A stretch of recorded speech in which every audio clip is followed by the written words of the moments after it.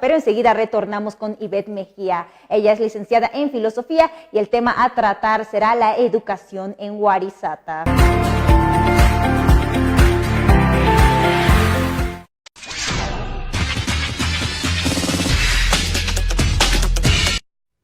Bien, y como ya lo íbamos adelantando, en esta ocasión tenemos a Ivette Mejía, licenciada en filosofía, que en esta ocasión nos hablará sobre Warisata, la escuela AYU. Buen día, Ivette, bienvenida al programa. Buen día, Cindy, qué gusto de estar contigo. Muy bien, en esta ocasión vamos a hablar más que todo de Warisata y la estructura en educación, ¿es así? Cierto, Muy sí. bien. Bueno, ¿cuáles son las características principales de esta estructura con respecto a una estructura actual, moderna que tenemos hoy en día? El problema es que actualmente el modelo que tenemos no sigue los patrones que se inscribió en esta escuela, en Warisata, la escuela AYU, ¿no? Porque aquí hay un modelo educativo, que es un modelo de desarrollo integral. Y este modelo tiene 5 principios, es decir, tiene la liberación en primer lugar, luego la producción educativa comunal, y luego tiene la revalorización de la identidad cultural, la organización comunal y la solidaridad y reciprocidad. Entonces, son estos 5 principios que hacen este modelo educativo y tiene mucho éxito en la década del 30. Esto va a empezar en Warisata, como aquí dice Warisata, en la escuela AYU, pero pronto, en solo 10 años, menos de 10 años, se traslada a toda Bolivia. Son 16 núcleos que se ponen. ¿Y por qué se dice núcleo? Porque empieza con una escuelita en Warisata, luego se hace una gran escuela en Warisata porque construyen 2 palacios de la educación, una de estilo occidental y otro neo-tiahuanacota, y 33 escuelas que dependen de esta madre, de la taica, ¿no? Entonces, de este tipo de núcleos se hacen 16 en toda Bolivia. Y esto es apoyado por una política educativa gubernamental. Es en la década del 30, donde está el presidente Salamanca, Tejada Sorzano, Toro y Bush. Y bueno, con la caída del presidente Bush también caen estas escuelas. Y el presidente Bush le dice a Elizardo Pérez: mi caída será la caída de la causa del indio, le dice. Y evidentemente en 40 ya desaparecen las escuelas.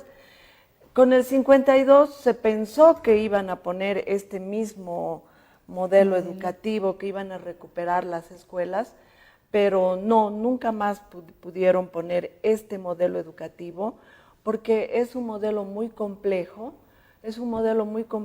que requiere economía, estudio de la economía, estudio de las condiciones del lugar, y bueno, nunca nadie se ha molestado en saber cuál era realmente el modelo que habían puesto en esta década del 30. Muy bien, y ahora de los 5 parámetros que menciona, ¿alguno de estos 5 tal vez se pone en plan actualmente o ninguno? En el campo están tratando de poner esto de la producción educativa, pero de manera incipiente, ¿no? De manera para mostrar que se está produciendo, que se pone una huertita, de productos agrícolas, qué sé yo.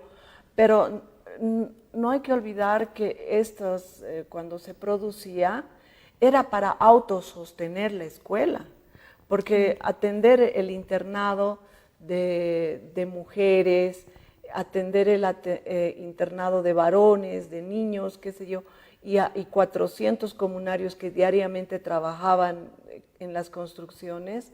Entonces tenían que tener realmente una producción grande, ¿no? Autosostenible. eso es. Claro que sí. Y de la década del 30 hasta la fecha, ¿considera que Warisata tal vez quedó en el olvido? Es increíble porque no cayó en el olvido, a pesar de que este libro fue escrito 20 años después. Este libro, escrito por Elizardo Pérez, salió el año 62 y fue escrito por encargo del Parlamento Amauta. No sé si aquí se puede ver, este es el Parlamento Amauta, ¿no? Entonces le encargaron y le dijeron que escriba la historia de Warisata para que no se pierda, como testamento para las generaciones futuras. Entonces, Elizardo Pérez cumplió, ya era viejito, pero cumplió la última obligación que tenía para con la escuela y publicó. Entonces, ¿cómo era tu pregunta? Sí, actualmente esta escuela es olvidada, incluso más que todo hablando por las máximas autoridades centrales. Ya, uno, por un motivo, no es olvidada porque generalmente hay delegaciones de personas que van a Warisata a conocer y decir qué es lo que ha pasado. Y por último, digamos, el tema que yo doy, porque yo soy especialista en este tema, a mí me dicen warisatóloga. Entonces, el tema que yo doy, siempre me están llamando para dar conferencias, ¿no? O sea, siempre es el sueño, ¿no? A pesar de que ha sido una escuela real,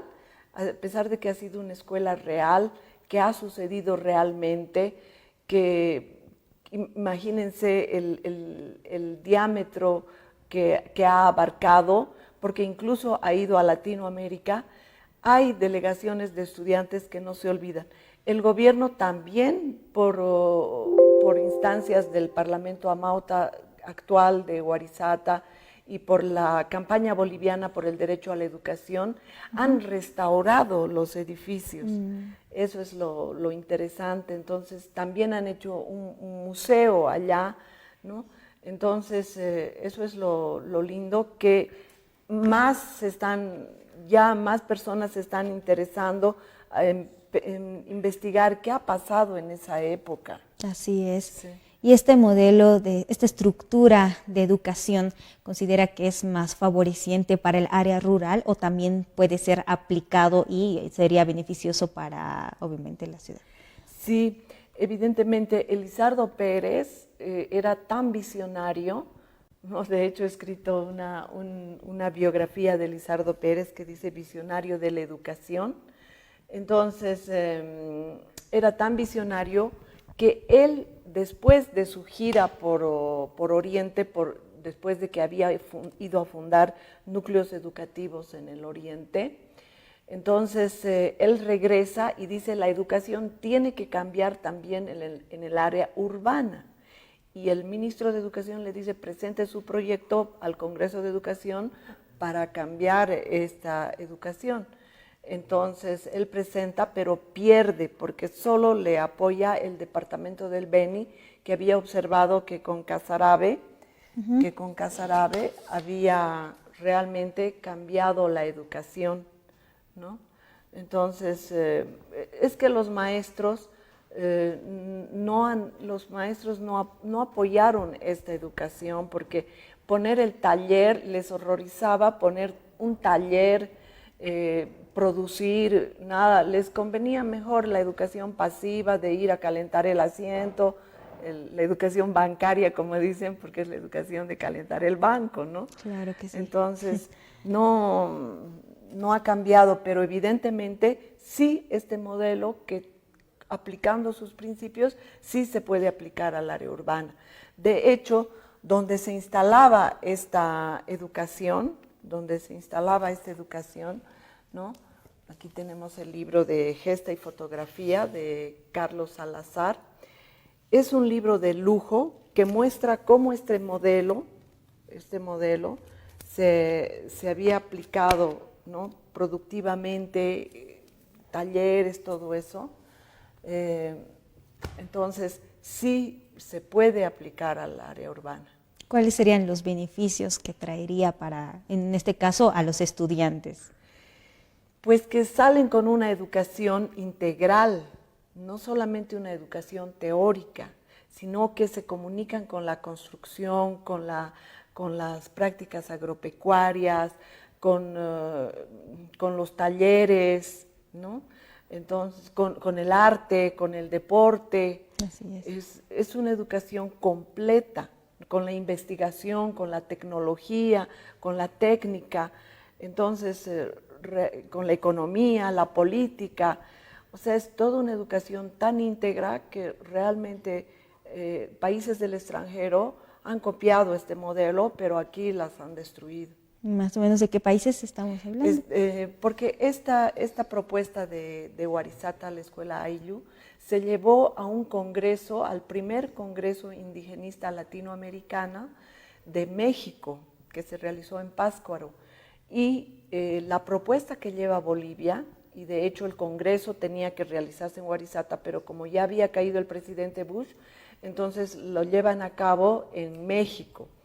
Y los países sudamericanos como Perú, Ecuador, Venezuela, Colombia, entonces aplican estas técnicas para sus países con la problemática indígena, pero aquí las destruyeron con el presidente Quintanilla.